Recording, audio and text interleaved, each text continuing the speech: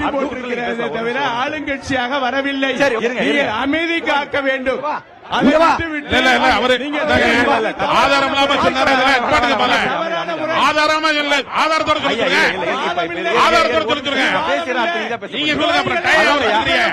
யார் துறையை பல கட்சிக்கு போனவங்க பல கட்சிக்கு போனவங்க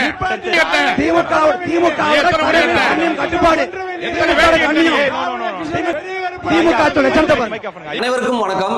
நியூஸ் தமிழ் 24x7 அந்த தொலைக்காட்சி தேர்தல் பயணம் அப்படிங்கிற ஒரு விஷயத்தை எடுத்து மக்கள்கிட்ட கொண்டு போய் சேர்த்துக்கிட்டு இருக்காங்க. தற்போது இன்னைக்கு சிவகங்கை மாவட்டம் காரைக்குடியில அந்த நிகழ்வு ஏற்பாடு செஞ்சிருக்கும் போது அங்க திமுகவினர் சேர்களை எடுத்து பறக்க விட்டு ஒரு தாக்குதல் பண்ணியிருக்காங்க. அதை பத்தி தெளிவா பார்ப்போம். தமிழ்நாடு முழுக்க நியூஸ் தமிழ் 24x7 பல மாவட்டங்கள்ல இந்த தேர்தல் பயணம் செஞ்சுக்கிட்டு இருக்காங்க. அது இருக்கும்போது எங்கேயுமே நடக்காத ஒரு விஷயம் இந்த சிவகங்கை மாவட்டத்தில் குறிப்பா நடந்திருக்குங்க.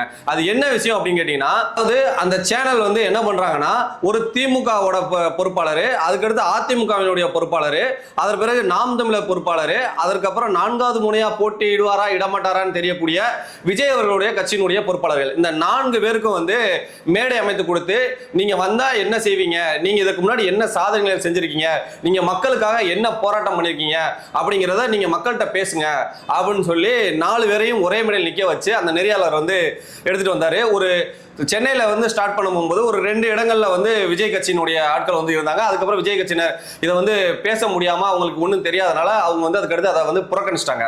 அந்த இடம் வெற்றிடமாவே இருந்துட்டு இருந்துச்சு. அதற்கப்புறம் திமுக, அதிமுக, நாம் தமிழர் இவங்க 3 பேர் மட்டும்தான் போட்டிட்டாங்க. இந்த விஷயங்கள்ல பாத்தீங்கன்னா திமுக, அதிமுக ஏற்கனவே ஆண்டிருக்காங்க. முதல் சுற்றுல என்ன செய்வாங்க அப்படின்னு கேட்டீங்கன்னா, அவங்க செஞ்ச சாதனைகள், அந்த மாவட்டத்திற்கு அந்த கட்சியினர் செஞ்ச சாதனைகளை விளக்குங்க அப்படின்னு சொல்லும் போது திமுக ஒரு 25 வருஷத்துக்கு மேல ஆண்டிருக்காங்க இல்லையா, அவங்க அவங்க செஞ்ச சாதனைகளை சொல்லிடுவாங்க. திமுக அதிமுகவும் அதே போல அவங்க சாதனைகள் செஞ்சிருவாங்க.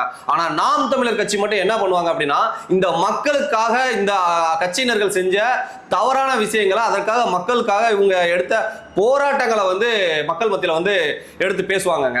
இது தொடர்ச்சியா நடந்துகிட்டே இருக்கும். இது போல இன்னைக்கு சிவகங்கை மாவட்டத்தில் காரைக்குடியில இந்த நிகழ்வு நடந்துச்சு.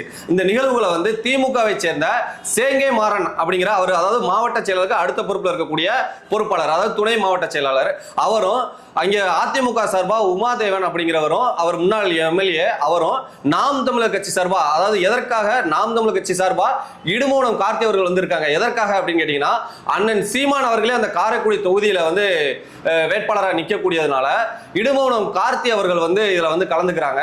இப்போ பேசும்போது முதல் சுற்றுல சேங்கேமரன் அவர்கள் எவ்வளவு என்ன பண்ணாங்க இந்த சிவகங்கை மாவட்டத்துக்கு இந்த திமுக அரசாங்கம் அப்படின்னு அவர் எடுத்துரைக்கிறார் 3 நிமிஷத்துல. அதே போல அதிமுகவை சேர்ந்தவரும் அவர் 3 நிமிஷத்துல என்ன பண்ணாருன்னு எடுத்து வைக்கிறாங்க. அப்ப அதற்கு அடுத்து அவர் இடுமோனம் கார்த்தி அவர் எடுத்துரைக்கும் போது போராட்டங்கள், நாம் தமிழர் கட்சி இந்த மண்ணிற்காக, இந்த சிவகங்கை மாவட்டத்திற்காக எவ்வளவு போராட்டங்கள் மக்களுக்காக பண்ணிருக்காங்கிறத எடுத்துரைச்சிட்டு இருக்கும்போது அவர் குறிப்பா என்ன சொல்றாரு அப்படின்னா, திருப்போணம் அஜித் அவர்களுடைய படுகொலை, அந்த படுகொலையை எடுத்து சொல்றாரு. அதற்காக நாங்க நாம் தமிழர் கட்சி போராட்டத்தில் நின்றுருக்கோம் அப்படின்னு. திருப்பணம் படுகொலை, அஜித் படுகொலைக்கு பேரம் பேசியது அந்த பக்கத்துல இருந்த திமுகவினுடைய அந்த துணை மாவட்ட செயலாளர், அவர் சேங்கை மரன் அங்கேயே இருக்காரு. அதை வச்சுக்கிட்டே இடுமோன கார்த்தி சொல்லும் போது அவருக்கு எப்படி இருக்கும்? அதற்கப்புறம் இதே மாவட்டத்தில் அடுத்த கொலை நடக்குது, காவல்துறை மரணம் மானாமரையில, புரியுங்களா? அதற்கு பிறகு அதே அவர் இந்த திமுகவினுடைய மாவட்ட துணை செயலாளர் இருக்கக்கூடிய இந்த திருப்பணம் பகுதியில் ஒரு சரியான ஒரு பேருந்து நிலையம் கிடையாது. அங்கே ஒரு டாஸ்மார்க், அதாவது எலைட் அப்படின்னு சொல்லக்கூடிய ஒரு டாஸ்மார்க் பக்கத்தில் இருக்கக்கூடிய பள்ளி இருக்கு, அதுக்கு பக்கத்தில் கோவில் இருக்கு. இதற்கு அருகாமையிலேயே அந்த டாஸ்மார்க் இயங்கிட்டு இருந்திருக்கு. அதை நாம் தமிழர் கட்சி போராட்டம் பண்ணி தட்டிக்கிட்டு இருக்காங்க.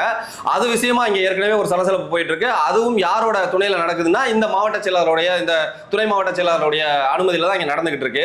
அதே போல அங்க காரைக்குடியில் எடுத்துக்கிட்டீங்கன்னா, மாங்குடி அவர்களுடைய அனுமதியோட ஒரு 12 எலைட் டாஸ்மார்க் நடந்துகிட்டு இருக்கு. இதுகெல்லாம் எடுத்து இடுமோன கார்த்தி சொல்லவுன, என்னடா நாம் தமிழர் கட்சி நம்மளே அட்டாக் பண்றாங்களே அப்படின்ட்டு உடனே பொங்கி எழுந்து அவருக்கு டைம் போயிருச்சு. அதாவது 3 நிமிஷம் முடிஞ்சோடனே அதற்கடுத்து ஒரு 2 நிமிஷம் அவர் எடுத்து சொல்ல வர்றதுக்குள்ள பொங்கி திமுக காரவங்களாம் அது எப்படி டைம் முடிஞ்சிருச்சு, நிப்பாட்டுங்க, ஏன்னா இதுக்கு மேல பேசினாங்கன்னா அவ்வளவுதான், இன்னும் இருக்கிற வண்டவாளம்ல தண்டவாளத்துக்கு வந்துருக்கிற மாதிரி அவர் இடுமோன கார்த்தி பேசிடுவார் இல்லையா.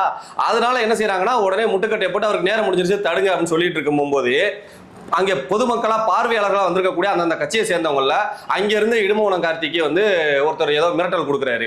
அப்போ இடுமோனம் கார்த்தி அவர்கள் என்ன சொல்றாருன்னா, மேல வந்து நீ பேசுப்பா, ஏதாவது பேசணும்னா மேல வந்து பேசு அப்படின்ட்டு.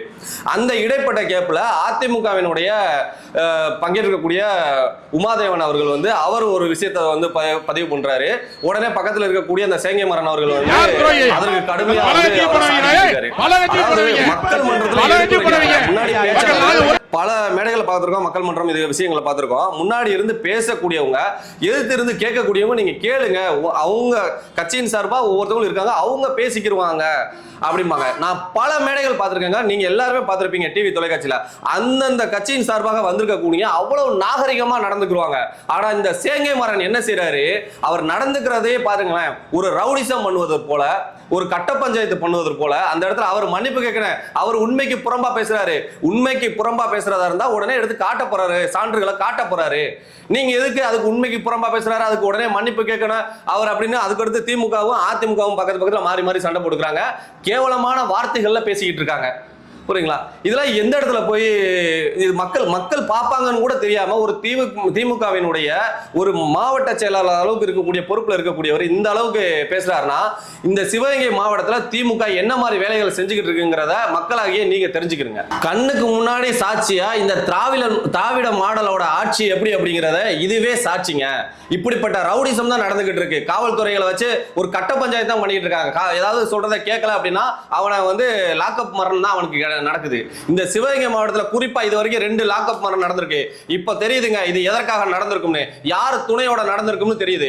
இப்ப ஒரு மக்கள் பார்க்கக்கூடிய லைவ்ல ஓடிட்டு இருக்க மெயின் ஸ்ட்ரீம் மீடியா ஒரு தொலைக்காட்சியிலேயே ஒரு திமுக காரர் இந்த அளவுக்கு வந்து நடந்துக்கிறாரு அப்படின்னா, அப்ப இனிமே வரக்கூடிய திமுக ஆட்சி இன்னும் 5 வருஷத்துக்கு மேல வந்துச்சுன்னா எந்த அளவுக்கு அராஜகங்கள் நடக்கும்ங்கிறத பாத்துக்கிறங்க. இதற்கு மேல இந்த திமுக அரசுக்கு மக்களாகிய நீங்க தான் தக்க பாடம் புகட்டணும். நன்றி.